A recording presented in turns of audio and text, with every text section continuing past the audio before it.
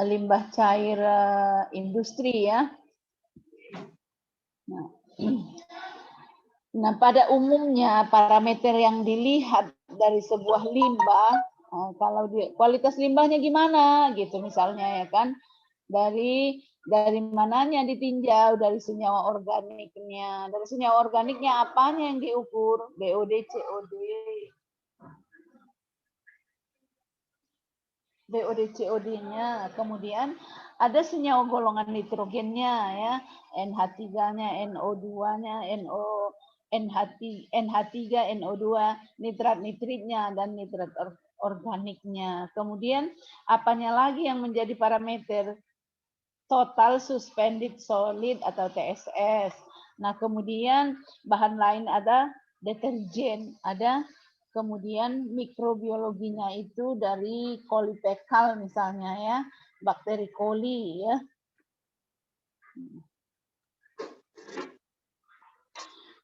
Kalau kita lihat karakteristik air limbah ya, nah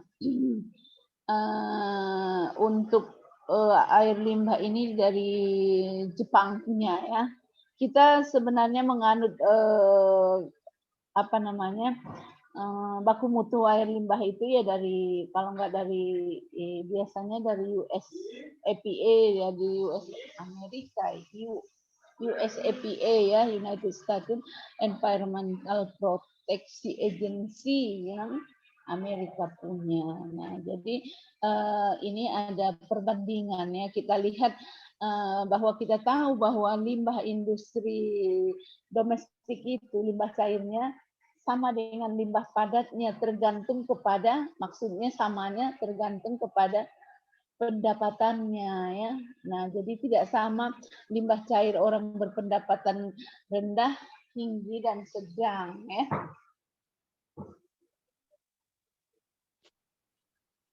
Nah, kita lihat kalau yang high income-nya ada 43,9 gram per orang per hari ya. Nah, semakin tinggi pendapatan ekonomi dari suatu keluarga itu, maka semakin banyak limbahnya ya.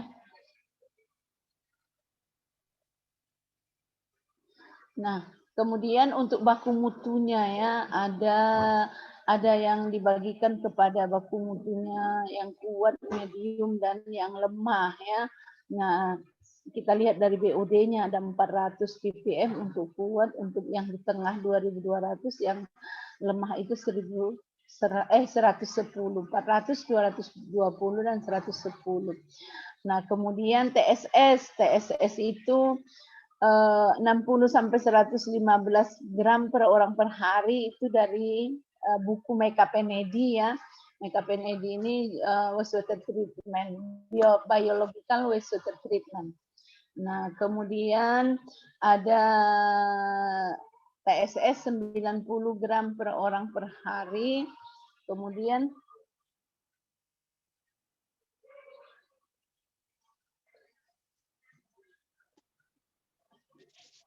ada TSS dari si Randall 36 gram per orang per hari ya. Jadi berlain-lain baku mutunya ya.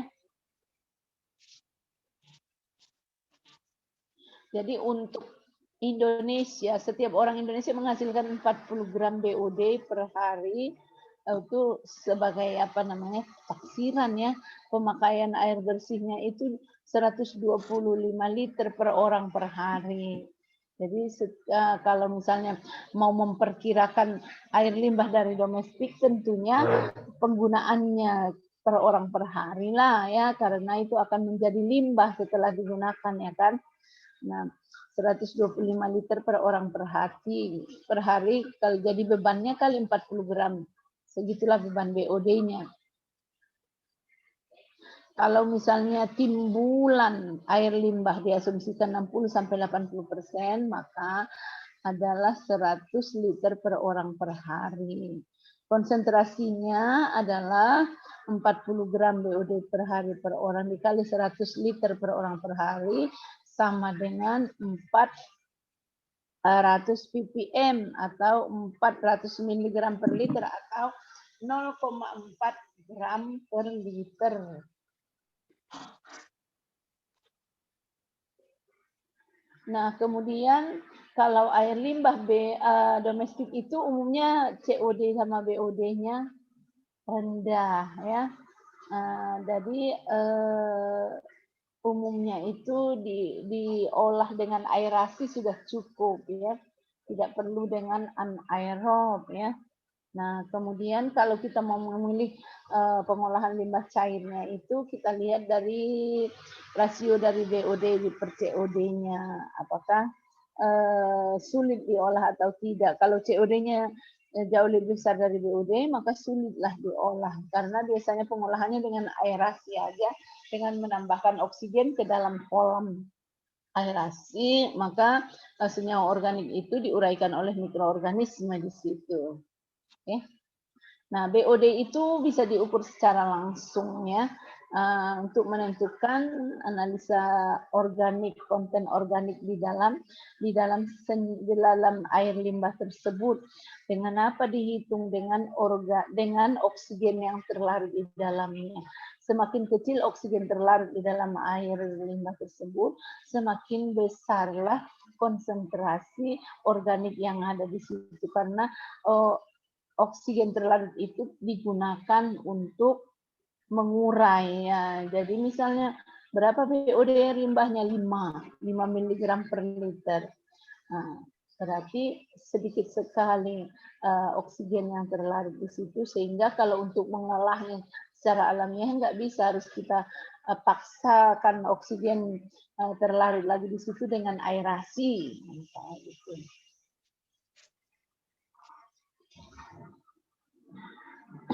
Jadi kita lihat ada BOD. BOD itu adalah menyatakan kandungan oksigen menandakan kandungan oksigen yang digunakan oleh mikroorganisme untuk mengurai senyawa organik yang ada di dalam limbah ya. Kalau COD menyatakan kandungan oksigen yang terlarut dalam air itu yang digunakan untuk mengoksidasi secara kimia senyawa organik yang ada di dalam limbah.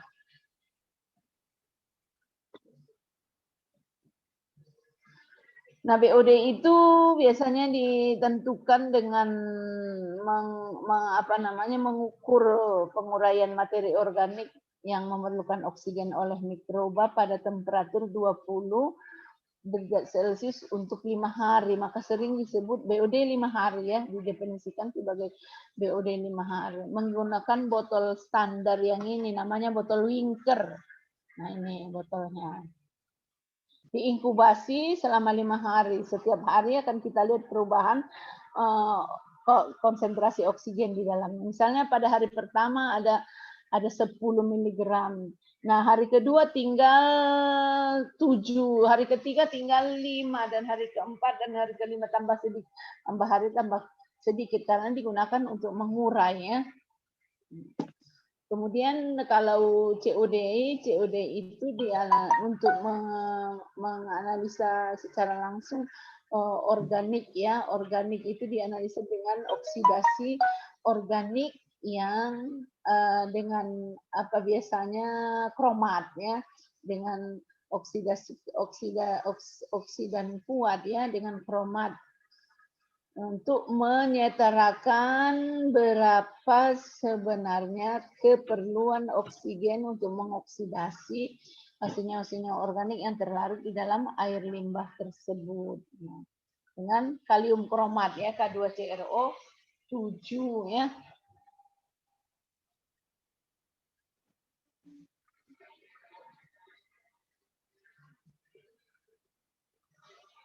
Nah, kalau COD ini diukur dengan, biasanya bisa ada COD meter ya, COD meter dengan metode pemanasan, kemudian dititrasi dengan K2CrO7 itu untuk mendapatkan berapa konsumsi oksigen yang diperlukan untuk mengurai senyawa organik gitu. Nah, kemudian BOD dengan COD kalau kita bandingkan selalu lebih besar nilai COD. Kalau ada orang mengukur nilai BOD lebih besar dari COD, itu salah pengukurannya. Karena harga, nilai ataupun angka BOD itu udah include di dalam angka COD ya. Nah, jadi lebih besar angka COD. Nah, kita sebenarnya mau ke sininya ya. Kualitas air limbah industri. Air limbah industri kan karena teknologi pengolahan limbah cair. Nah, berbeda dengan air limbah domestiknya, bervariasi jenis industri dan prosesnya. Jauh beda. Kalau tadinya itu jenis daripada limbah domestik itu bisa kita golongkan kepada 3 yang high income, middle income dan low income. Kalau ini setiap industri beda ya. Setiap industri ada. Dan baku mutunya pun kalau kamu lihat nanti di Kepmen nomor berapa itu? Kepmen nomor 5 ya tahun 2014. Nah, di situ semua kalau baku mutu limbah cair untuk industri pulp dan kertas ada, baku mutu untuk limbah cair untuk apa namanya industri elektroplating ada. Jadi setiap baku ada itunya ya, ada baku mutunya berlain-lain ya untuk setiap. Jadi parameter kimianya juga beragam ya. Ada yang kalau seperti elektroplating logam beratnya berarti banyak ya, pelapisan logam ya. Pelapisan dengan krom misalnya dengan nikel ya. Nikel sama krom itu kan logam berat. Jadi ya limbahnya sangat besar konsentrasi logam beratnya. Maka hukumnya dikategorikan KB3.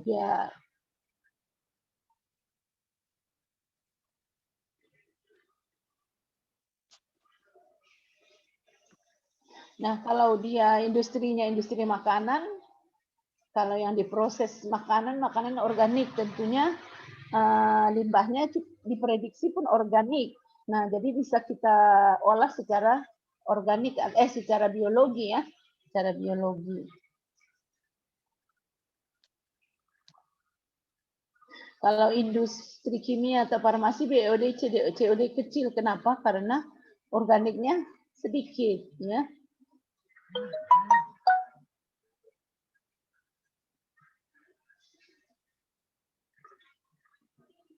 Nah, kalau domestik kita perkirakan dari tadi dari mana volume air limbah domestik dari penggunaan air per orang tadi itu ada yang mengasumsikan 125 liter per hari per orang.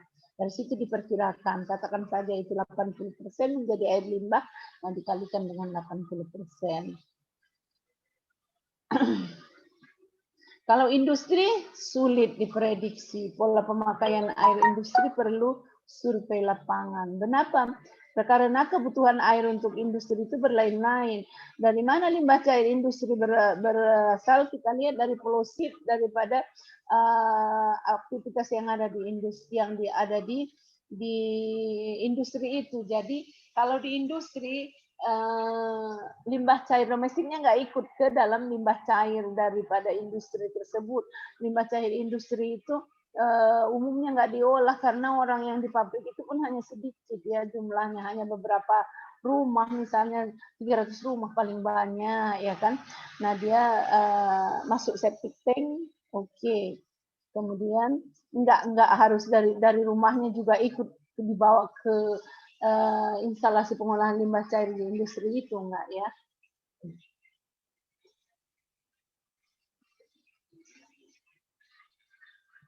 Oke.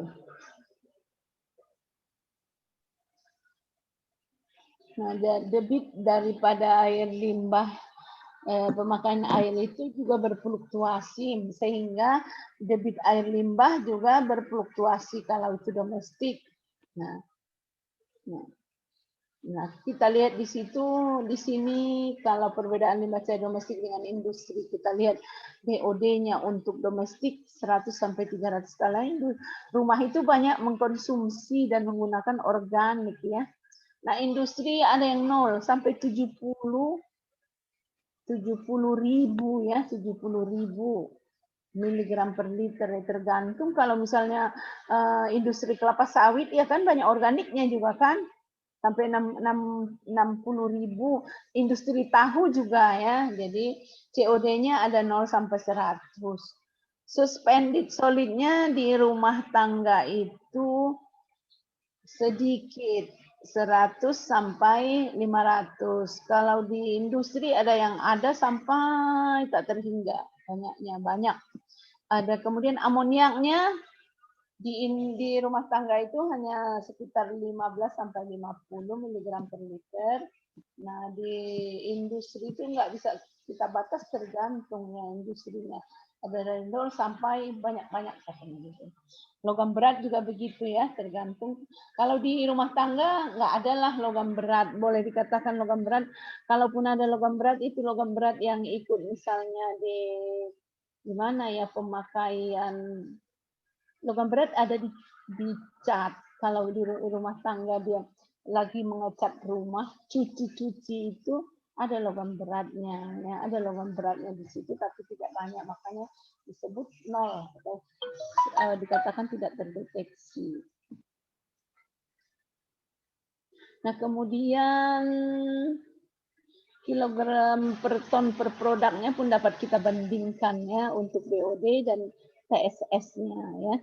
Untuk yang domestik dan industri, kemudian yang industri IGIS dan industri lain, glukosa, industri makanan juga ya, sayur dan buah-buahan, industri tekstil ya, industri pulp dan kertas di sini antara sekian dan TSS antara sekian ya.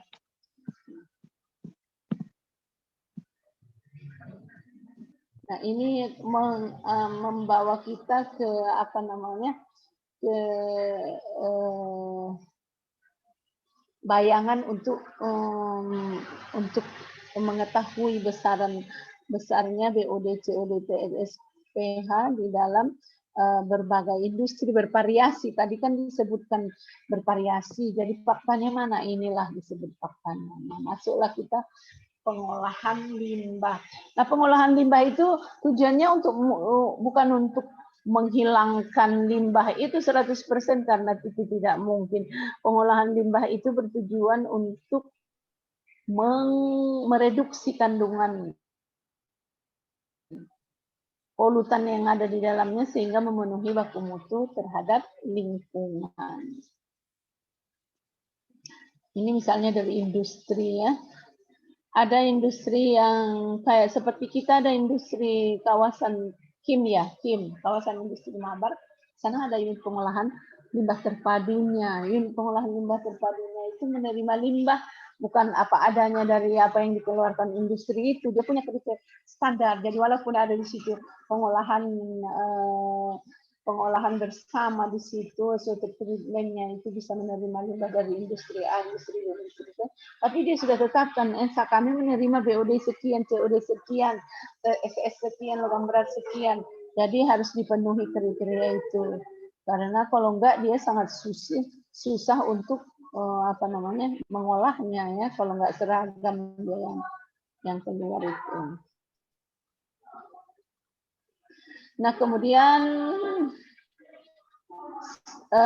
pengolahan limbah cair itu ya mungkin juga di teknologi hubungan industri udah disinggung ini ya. Pertama itu ada yang primary treatment, biasanya pengolahan fisika. Kemudian secondary treatment, pengolahan biologi. Kemudian tertiary treatment adalah pengolahan yang lanjutan, misalnya penyisihan nutrisi, penyisihan fosfor, nitrat dan nitrit. Nah, kemudian dari instalasi pengolahan limbah itu ada lagi limbah yang terbentuk, yaitu namanya sludge atau lumpur.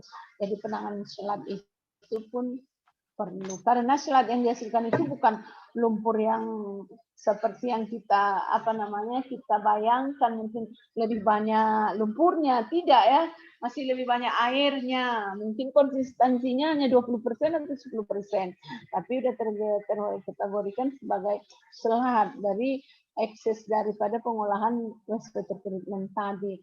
Nah, perlu dikurangkan airnya, perlu untuk mengurangi volume yang ke pengolahan yang lebih lanjut.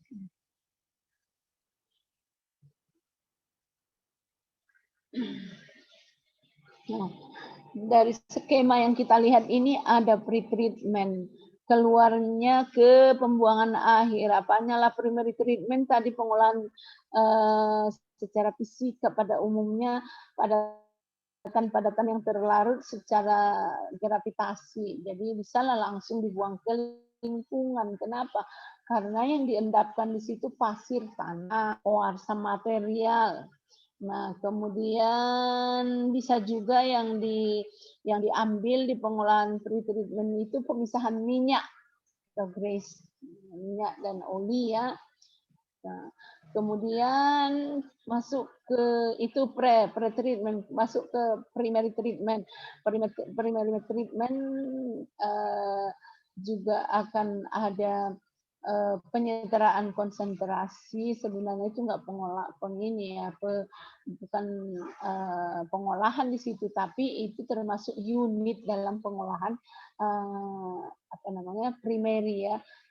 Dikondisikan untuk belum masuk ke pengolahan secondary treatment. Nah, pH-nya dikondisikan, tentunya ada penambahan zat kimia. Kemudian suspended solid yang dikandung oleh air limbah itu juga dikurangkan atau disisihkan di primary treatment, sehingga ada yang namanya selat terbuang di situ. Nah, karena pada secondary treatment itu yang namanya pengolahan biologi itu diperuntukkan untuk pengolahan organik yang terlarut. Kalau yang tersuspensi tadi itu ditangani di primary treatment dengan menambahkan koagulan ya. Nah, jadi dia yang terlarut nggak bisa diendapkan, nggak bisa disaring ya. Nah, dia dimakan oleh mikroorganisme.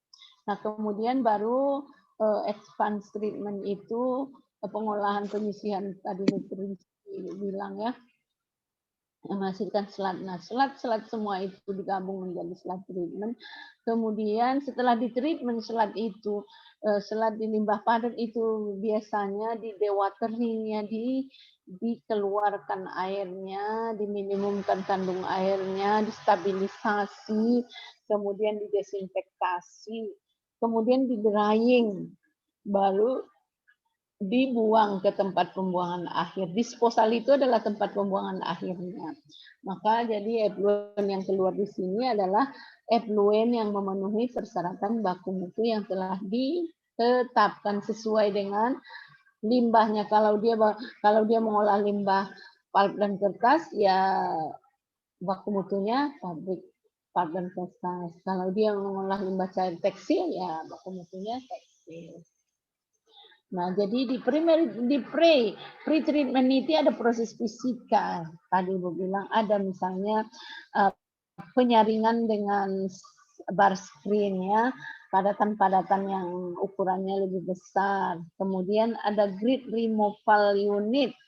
Nah, untuk meremove atau untuk menghilangkan, menyisihkan seperti pasir ya, kerikil halus dan tanah. Kemudian ada flotation unit. Nah, untuk secara flotasi ya, yang melayang-layang bisa juga.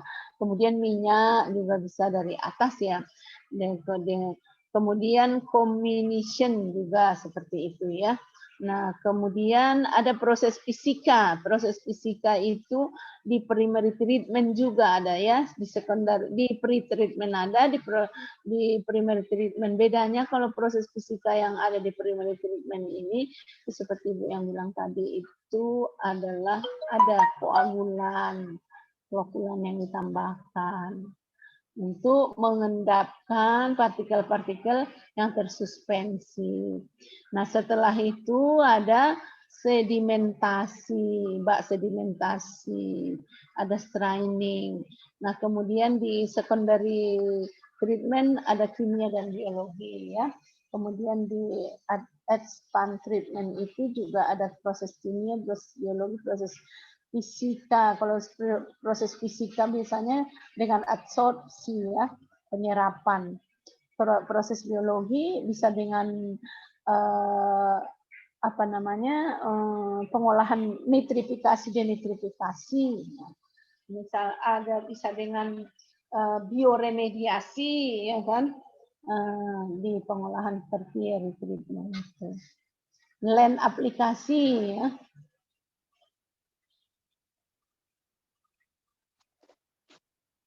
Pre-treatment, primary treatment, ya, atau primary treatment itu menghilangkan suspended solid dan material-material kasar, ya. Nah, pada umumnya ada orang seperti yang tadi, dia ada buku yang membagikan pre-treatment lain dengan primary treatment, ya. Tapi tujuannya adalah sama, untuk menghilangkan suspended solid dan material-material kasar yang bisa mengendap secara gravitasi dan yang melayang-layang. Karena di secondary treatment itu, khususnya pengolahan biologi itu adalah yang terlarut, yang disebut dari sini, menghilangkan kandungan organik terlarut. Nah, jadi di tertiary treatment menghilangkan nutrien. Nutrien itu dalam bentuk nitrogen dan fosfor atau bahan-bahan pencemar spesifik yang tidak dapat dihilangkan dari pengolahan tingkat secondary treatment. Kemudian ada limbah dari instalasi dari IPAL wastewater treatment itu ada namanya SLAT. Penanganan SLAT-nya mengolah lumpur yang dihasilkan selama proses sebelum sehingga siap dibuang ke lingkungan, ya. Ada bisa jadikan pupuk, ada jadikan penyiram untuk pengkomposan dan lain-lain. Jadi unit prosesnya ada yang pengolahan secara fisika, pengolahan secara kimia dan biologinya, ya, unit proses yang beroperasi. Nah, pengolahan secara fisika kimia diaplikasikan untuk menghilangkan bahan tersuspensi senyawa yang tidak terbiodegradasi serta logam-logam, ya, diabsorpsi, ya, pengolahan fisika. Nah, direaksikan dengan senyawa lain, pengolahan kimia, diendapkan dengan senyawa lain. Nah, contoh yang termasuk ke unit ini ada unit koagulasi, flokkulasi, oksidasi, purifikasi, filtrasi, dan teknologi membran.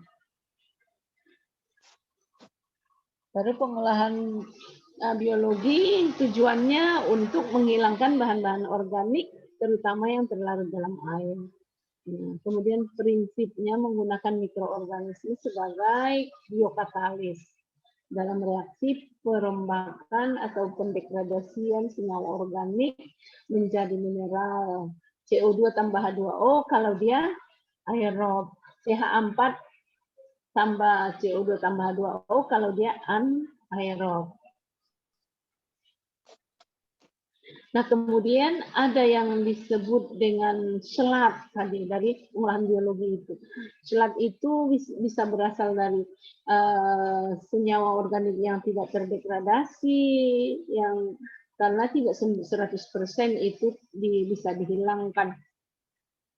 Kemudian ditambah dengan mikroorganisme yang tumbuh yang mati, maka diasumsikan karena yang dibanding dengan mikroorganismenya jauh lebih besar mikroorganismenya daripada senyawa organik yang tak terdegradasi tadi. Karena kenapa? Karena dalam bentuk lumpur itu kan dari segi pengolahannya kan tadi pengolahan yang terlarut, jadi maka bisalah diklaim sebagai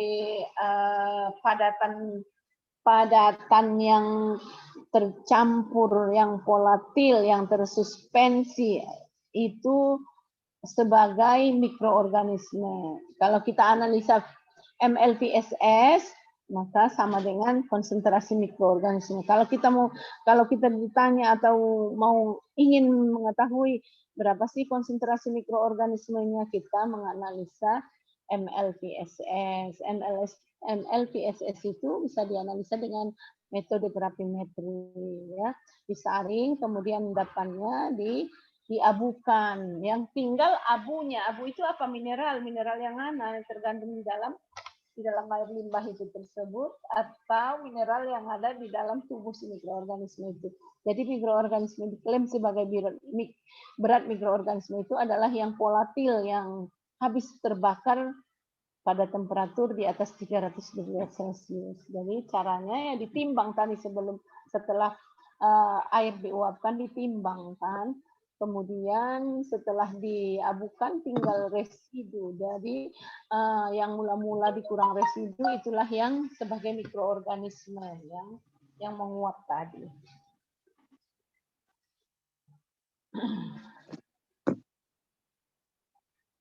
Nah, primary treatment, pre-treatment dan primary treatment. Pre-treatment proses fisika, ada bar screen, ada grid removal unit, processing unit, comminution unit. Primary treatment proses fisika, screening, sedimentation, filtration ya. Kita lihat di sini dikelompokkannya nih. Nah, bar screen itu untuk menyaring yang kasar-kasar.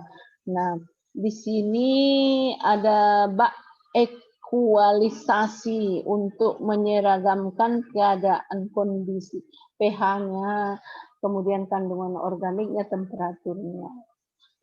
Kemudian masuk ke primary clarifier untuk mengendapkan padatan yang melayang-layang.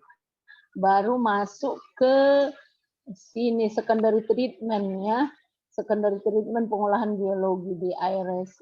Di sini dibuatnya contohnya kolam aerasi lah ya. Nah, kemudian kita lihat dari secondary treatment ini dilengkapi dengan clarifier. Di sini juga ada clarifier. Fungsinya apa? Untuk memisahkan ya, memisahkan padatan yang terendapkan. Di sini pun misalkan padatan atau lumpurnya.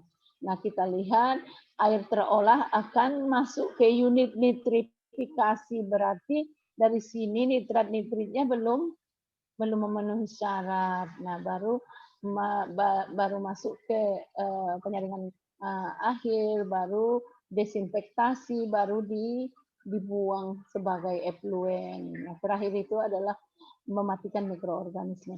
Nah, kita lihat dari lumpur ini, lumpur ini ada dua ya, sebagiannya itu dikembalikan kepada kolam aerasi, sebagiannya lagi itu diproses di pemrosesan penanganan selat ya. Nah, dicampur dengan selat yang berasal dari sini. Beda selat yang dari primary treatment, clarifier dari primary treatment dengan clarifier secondary treatment. Bedanya di sini kebanyakan anorganik, di sini organik, karena di sini berasal dari lumpur tanah yang mengendap, di sini berasal dari mikroorganisme yang mati. Nah, baru ditangani lah ya, ditangani bisa dengan digesting secara aerob atau anaerob, bisa dimanfaatkan untuk kompos, bisa dijadikan pupuk cair, bisa dijadikan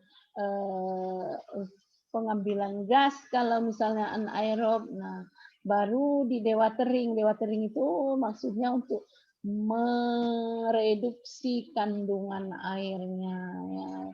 Apakah itu difiltrasi ya, kemudian di drying ya, baru dipekatkan, dikonsentrate, baru selat disposalnya dibuang yang ini kan masih menggunakan paint, dibuang ke tempat disposal pembuangan akhir ini. Nah, bar screen itu kira-kira seperti ini kan, saringannya kasar ya kan. Nah, itu biasanya di pintu awal masuk limbah ya. Nah, jadi limbah itu kan di dalam perjalanannya adalah apalagi limbah domestik ya kan, macam-macam lah, ada segala macam lah, mungkin ada benda-benda yang terikut lah, yang kasar-kasar ya di dalam itu. Nah, ini untuk grid removal ya, untuk memisahkan pasir ya. peralatannya. Ini komunisinnya. Nah, untuk menyempurnakan daripada grid removal tadi. Ini untuk yang ada yang terapung di atas lebih gampang dengan rotasi ya, dengan mengalirkan udara dari bawah dia akan ke atas, kemudian di atas akan dipisahkan. Nah, ini contoh daripada bak sedimentasi primary treatment basin. Nah, kita lihat ini di sini akan terbentuk selat. Nah, ada sudut yang sini untuk pengeluaran selat.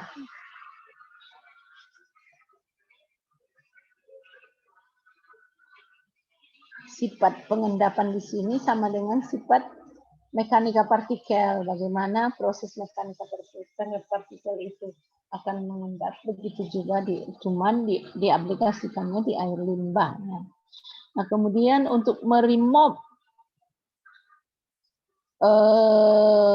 organik yang terlarut itu dengan secondary treatment ya. Nah, yang kita sebut populer dengan pengolahan biologi dengan memanfaatkan mikroorganisme ya. Dari mana keluaran inputnya ke situ adalah dari primary clarifier.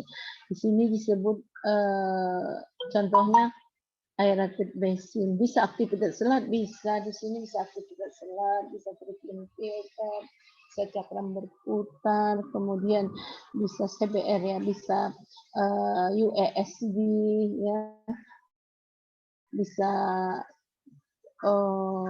kolam stabilisasi. Banyak di sini.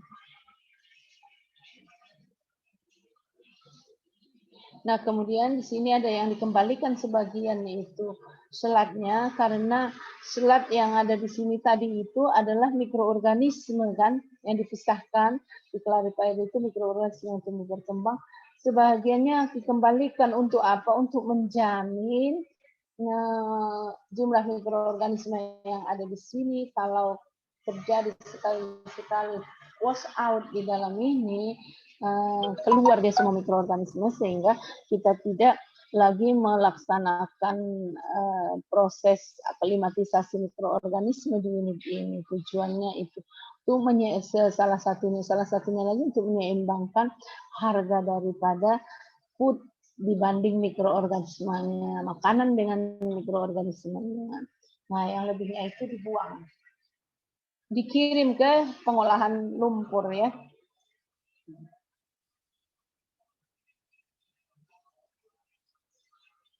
Nah, di sini kita lihat pengolahan secara aerob ya. Ada kolam stabilisasi. Nah, ini untuk yang aerob itu COD-nya kecil dari 4.000 mg per liter.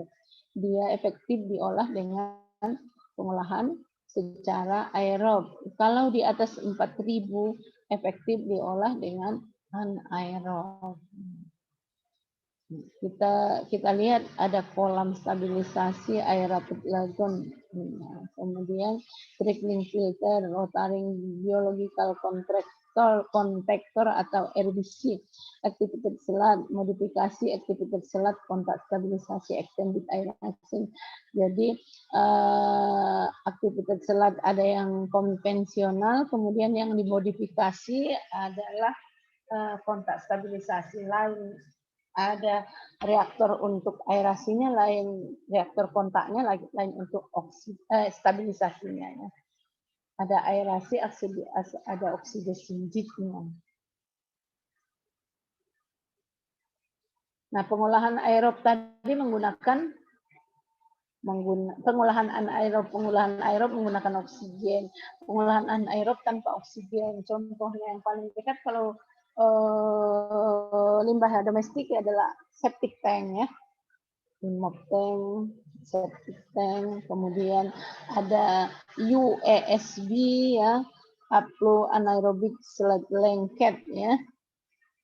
Nah, dia nanti akan membentuk selimut di atas permukaannya, upload anaerobic sludge blanket, kemudian mikroorganismenya akan tumbuh di atas permukaan itu. membentuk seperti selimut. Nah, kemudian kontak dengan dipercikkan dengan air kontak di situ. Nah, kemudian akan mengurai organik yang ada di situ.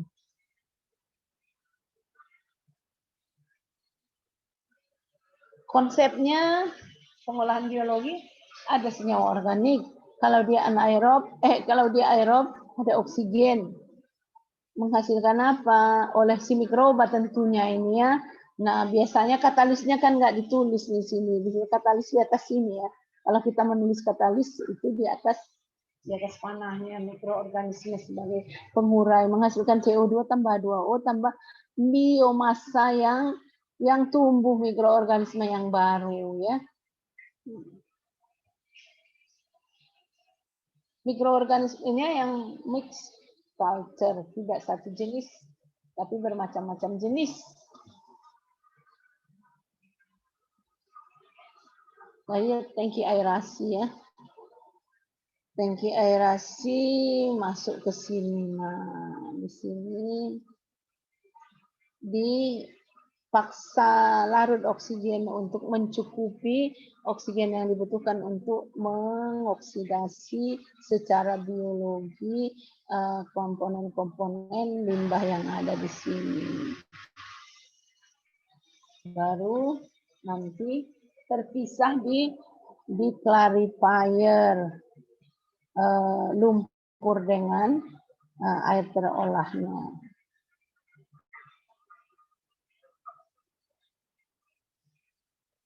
Nah, kalau di pengolahan biologi dari mana? Ya, dari clarifiernya ini keluar selat.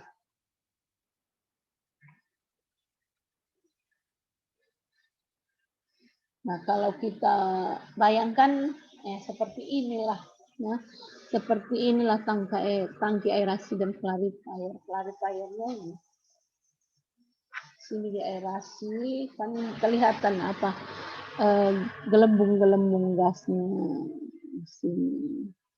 Nah, di sini di tempat penyisihan clarifiernya.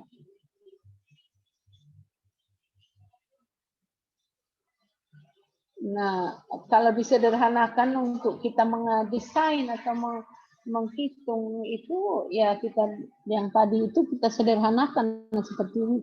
Ada influen masuk ke aerated tank, ke tangki aerasi, kemudian mau dipisahkan di clarifier ya. Nah, kita gambarkanlah tadi fenomena yang di pengolahan limbah cair itu kita gambarkan seperti ini. Nah, kemudian kita buat sistem boundary-nya. Nah, kita gambarkan. Influen masuk itu sebesar lajunya Q. Kemudian konsentrasi substratnya S0. Konsentrasi mikroorganismenya X0. Masuk ke tangki aerasi. Nah, di sini ada di sini konsentrasi substrat pada saat kita ambil sampel ya, setelah berubah dari sini kemarin, di sini ada konsentrasi dari mikroorganismenya, kemudian ada volumenya, kemudian akan dipisahkan di sini. Nah, effluentnya di sini ada keluaran dari clarifier, effluent dan ke bawah ini. Nah, yang di bawah ini dibagi dua, sebagian masuk, sebagian di sini. Jadi kita tuliskanlah dia punya Q di sini, Q yang diresirkulasi, XR-nya itu adalah konsentrasi lumpur yang dikembalikan, kan sama dengan konsentrasi yang di sini, itu enggak ada bedanya. Kemudian ada lumpur, ada makanan ya, nutrisi atau kita sebut dengan S. Yang yang sudah berubah konsentrasi dari keadaan awal. Di sini ada Q dikurang Q yang sini kan, di sini kan 2 yang keluar, jadi di sini tentunya Q yang masuk ini dikurang yang ini itulah besarnya aliran yang keluar di effluent itu. Dengan konsentrasi mikroorganismenya ada XE ya. Di effluent itu bagaimana cara menginginnya, kita sampling ya, menentukannya. Kemudian ada substrat juga keluaran sini, tapi itulah yang kita sebut yang memenuhi persyaratan. Kalau tidak memenuhi persyaratan akan lanjutkan ke tertiary treatment.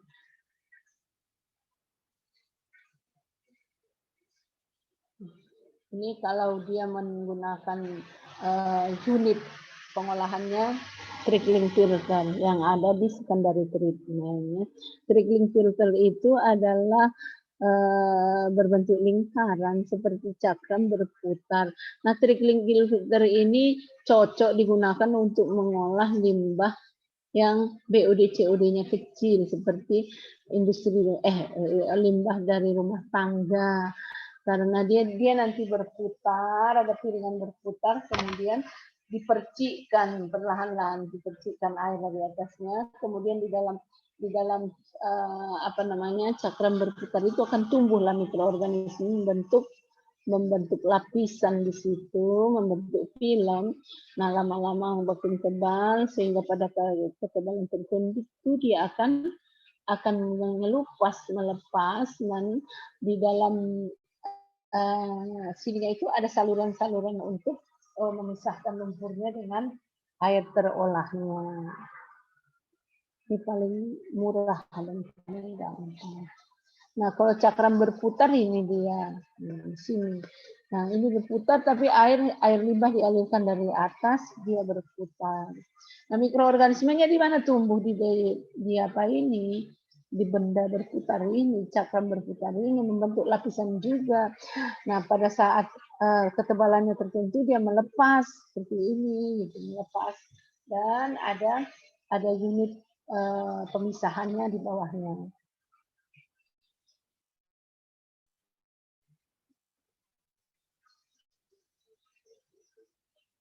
Nah, kemudian tadi ada kombinasi extended aeration dengan kontak stabilisasi. Jadi kontak stabilisasi aktivitas selat yang konvensional itu hanya di sini semuanya. Nah, ini yang dimodifikasi ada kolam aerasinya tersendiri stabilisasi, kemudian ada aerasi tank untuk kontak aja.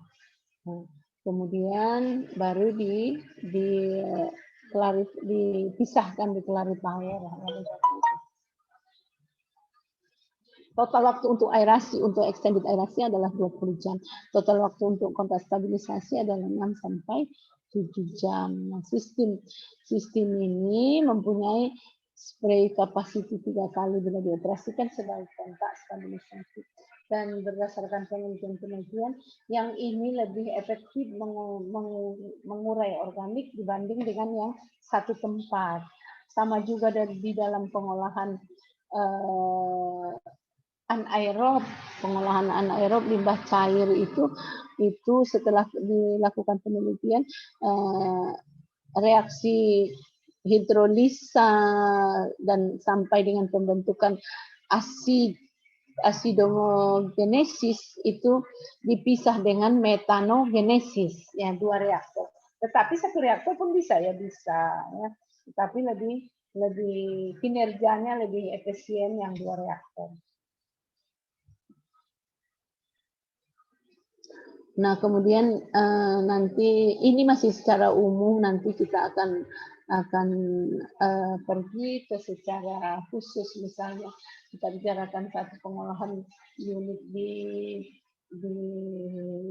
primary treatment, kemudian beberapa unit di secondary treatment dan satu atau 2 metode pengisian nitrogen atau fosfor di tertiary treatment. Oke, untuk pertemuan hari ini boleh saya cukupkan sampai di sini dulu. Silakan. Karena pengolahan lumpur ya kita tidak termasuk ya, itu bagian limbah padat. Silakan diambil screenshotnya dan absennya nanti setelah di akhir bulan kirimkan ke saya oleh ketua ya. Nanti bahannya ini akan saya share melalui WA group ya. Oke. Terima kasih Bu. Iya. Terima banyak, kasih, Bu. Terima kasih banyak Ibu. Terima kasih, Bu. Terima kasih, Bu. Iya, iya, iya. Highlight ya. Ya, Bu, mari.